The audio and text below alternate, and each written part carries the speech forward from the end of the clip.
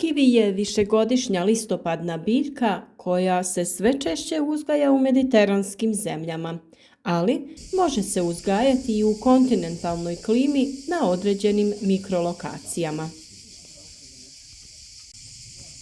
Zbog velikog interesa za uzgoj kivija, u ovom videu ćemo objasniti osnovne uslove koji trebaju biti ispunjeni da bi uzgojili ovo voće.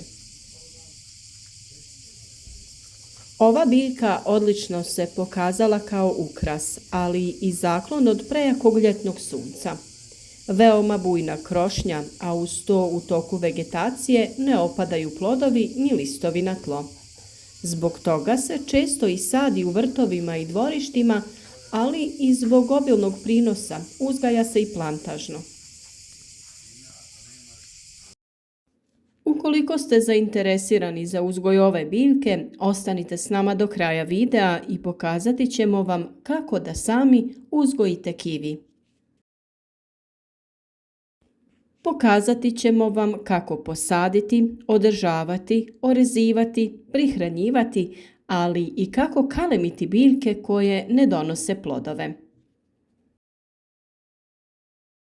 Ono što treba znati kada je u pitanju uzgoj kivija jeste to da postoje muške i ženske biljke, odnosno kiviji koji donose plodove smatraju se ženskim, a oni koji služe samo za oprašivanje nazivamo muškim. Budući da prvi plodovi dolaze tek nakon nekoliko godina, najsigurnije je potražiti sadnice za koje možemo biti sigurni da donose plodove. Osim toga, pored ženskih kivija koji će davati plodove, moramo imati i muški koji će ga oprašivati.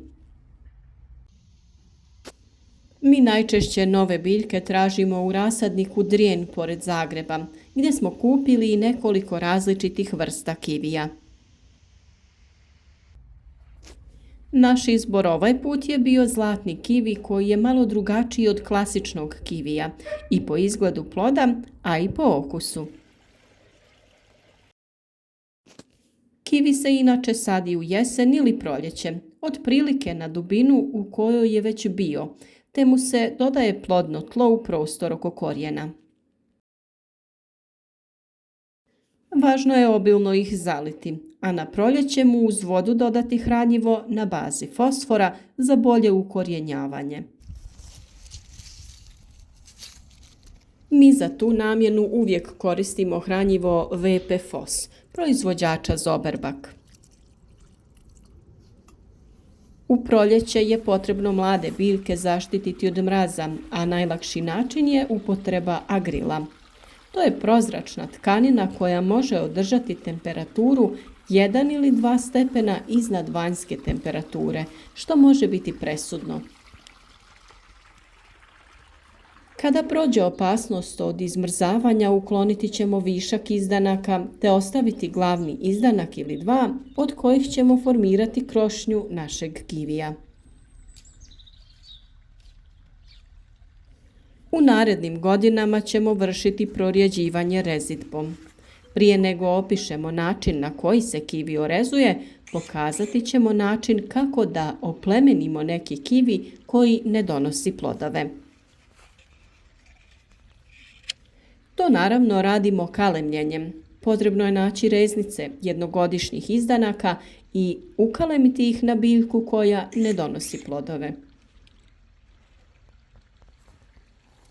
To možemo napraviti na dva načina. Možemo kalemljenje vršiti u proljeće prije kretanja vegetacije kada koristimo kalemljenje na engleski spoj ili na procijep. Oštrim nožem odrežemo podlogu i grančicu koju ćemo kalemiti, tako da se dobije otprilike isti oblik da bi se grane što lakše spojile. Zatim se napravi urez na obje grane tako da se grane utiskuju jedna u drugu. Ovakav način kalemljenja dosta je čest, a uspješnost kalemljenja je jako velika. Nakon spajanja spoj zamotavamo PVC folijom. Bitno je naglasiti da se reznice uzimaju sa kivija za kojeg smo uvjereni da donosi plodove.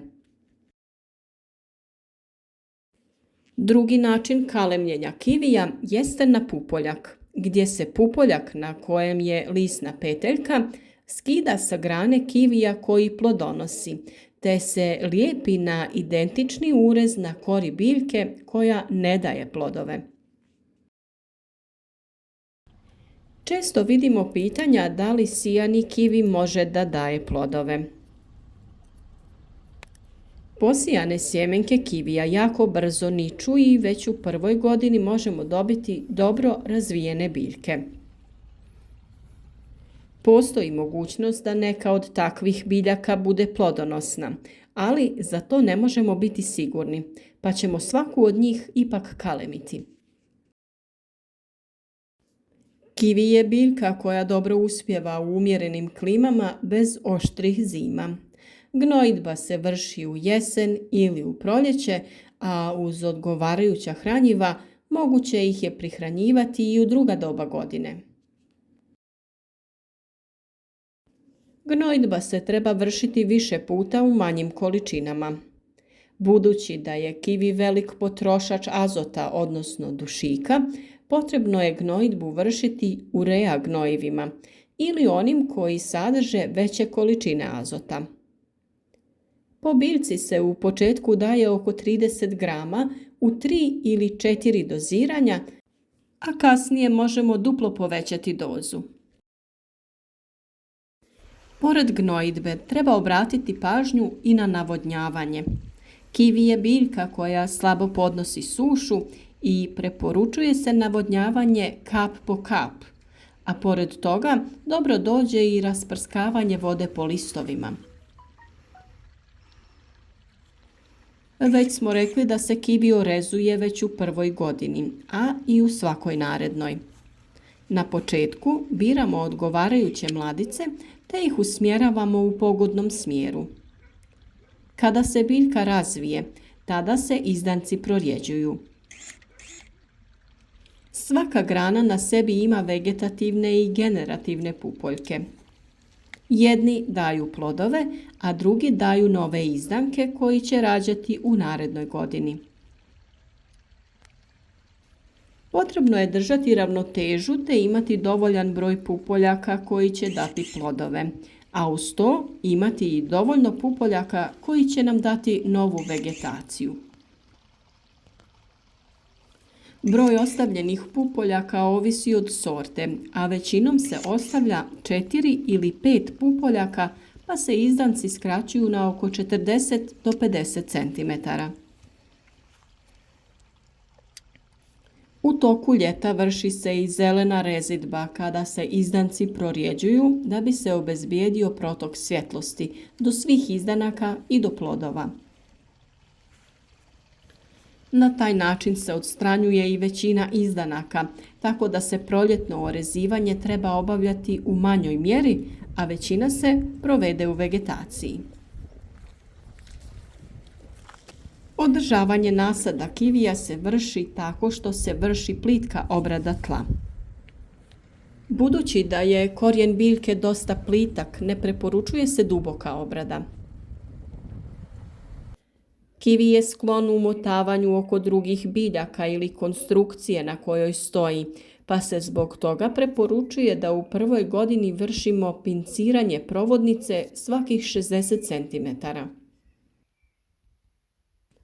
To obično vršimo 3 puta, tako što uklanjamo dio koji se jako uvija. Pinciranjem se vrh ukloni, a iz vršnog pupa će se nakon nekoliko dana pojaviti novi izdanak koji će se u početku manje uvijati. Na ovaj način dobiva se dovoljno jaka i ravna mladica kao osnova budućeg debla. Plodovi kivija treba da dostignu svoju fiziološku zrelost, a dosta je teško odrediti vrijeme berbe, jer se sa vanjske strane ne događaju promjene, kao kod većine voćnih vrsta. Berbu treba obaviti prije pojave jesenjih mrazeva i niskih temperatura. Plodove čuvamo u drvenim sanducima ili gajbama gdje mogu naknadno dozrijeti ako je potrebno. Nadamo se da smo vam dali dovoljno informacija kako bi sami uzgojili kivi i uživali u plodovima tokom zimskog perioda. Podijelite ovaj video na društvenim mrežama da bi i drugi zaljubljenici u voćarstvo pogledali ove informacije. Označite video sa like i ostavite nam komentar ispod videa. Želimo znati i vaša iskustva u uzgoju ovog voća. Pišite nam i od kuda nas pratite i koje biljke uzgajate. Ostanite s nama na kanalu i pogledajte još koju zanimljivu temu.